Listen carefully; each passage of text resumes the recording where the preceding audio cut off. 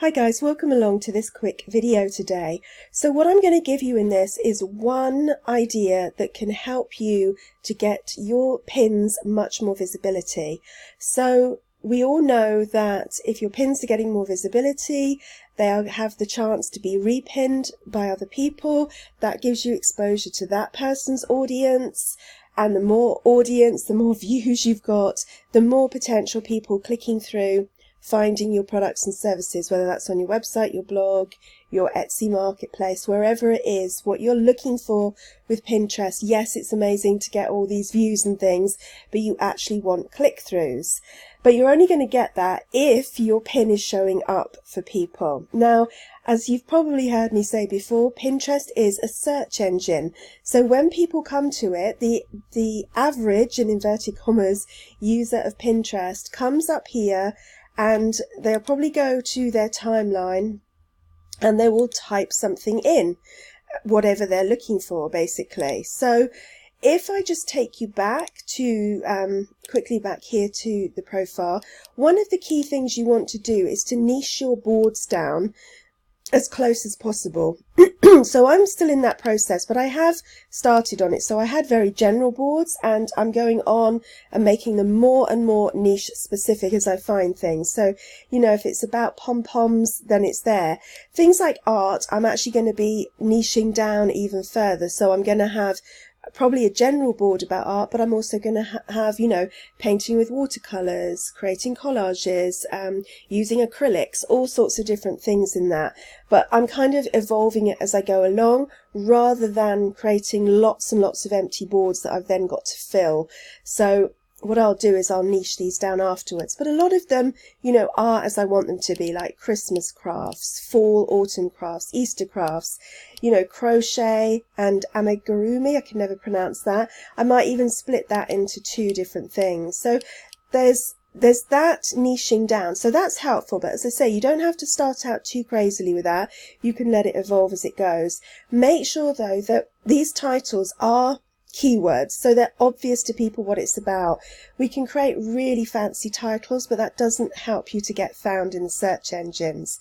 Also put good descriptions onto your boards and onto your pins, and you can also use hashtags on your pins as well to help you get found. Now, when I'm uploading a pin, and this is the tip I'm going to show you today, I want to make sure that Pinterest fully understands what it's about. So I'm going to tell it, you know, just as you do on your blog, when you're writing an article, you tell Google what it's about in the title, in the keywords that you use. Now, obviously Pinterest is all about the visuals. So what I'm making sure is that the image, I was going to say video then, image that I'm uploading is clearly a keyword.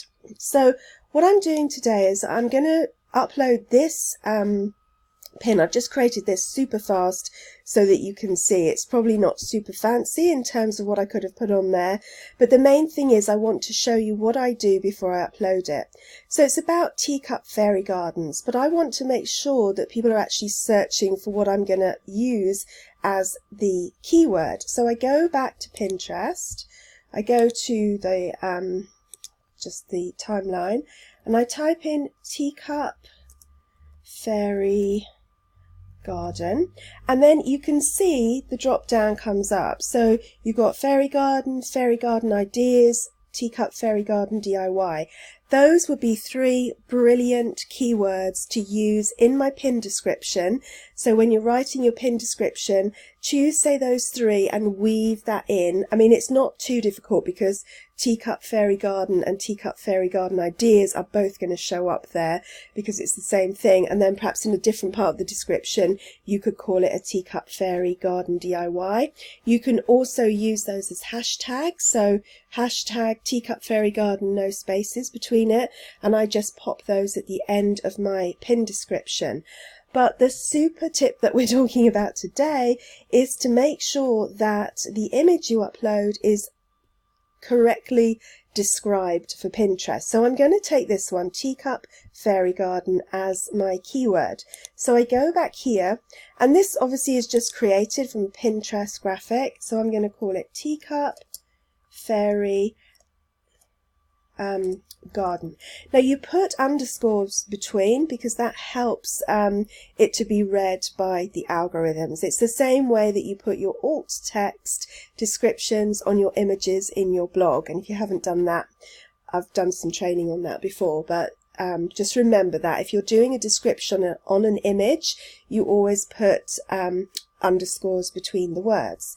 So I've done that, and there's my description. I'm now going to download that.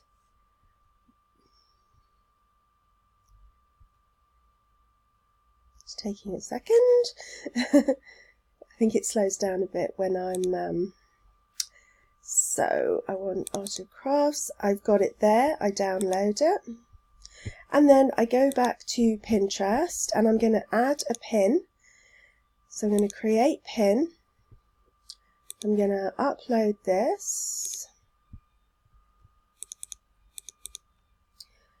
You could call it, I would probably put the keyword near the beginning, fairy garden, and then I'd probably just call it craft tutorial.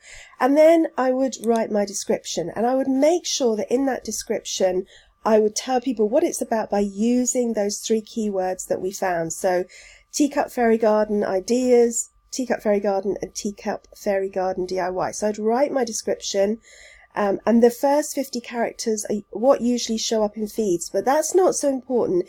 It's not necessarily about what people are reading, it's about the fact that the algorithm in Pinterest can understand exactly what your pin is about, and therefore is likely to show it to more people. So I'd write my description, you know, today's, I'm not going to write the whole thing, craft tutorial